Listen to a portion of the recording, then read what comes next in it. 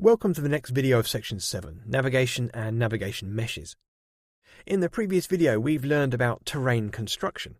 In this video we'll learn more about navigation and navigation meshes. The world terrain is now fully created. In reaching this stage we must now start thinking about the main aims of our project. Specifically, the level should be an AI experiment. We want to create enemy NPC characters that can wander freely around the terrain and will chase and attack the player whenever the player enters their field of view. To achieve this, the level must be properly configured for pathfinding, which is considered here. On thinking about NPC AI and NPC movement around the level, it's clear that the terrain is bumpy and features many hills, mountains, dips and inclines. For an NPC character to navigate this terrain successfully, many complexities are involved.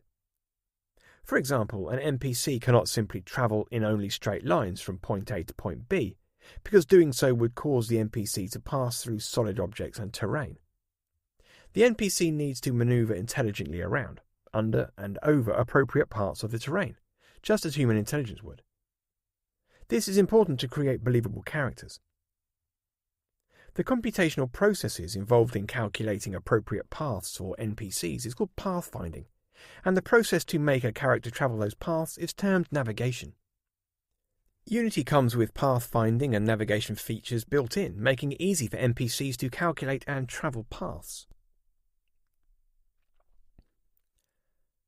To prepare for this, a navigation mesh must be generated. This is a special mesh asset included in the scene, which uses non-rendered geometry to approximate the total walkable surface of a scene.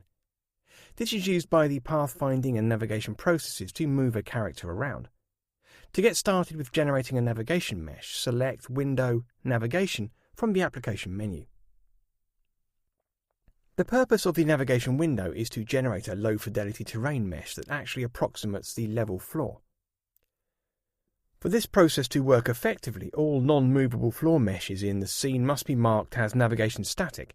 To do this, select the Terrain in the Hierarchy panel and from the inspector, click on the Static drop-down and enable the Navigation Static option. Now access the navigation window, which I typically dock into the inspector. From here, click on the Bake tab to access the main navigation settings.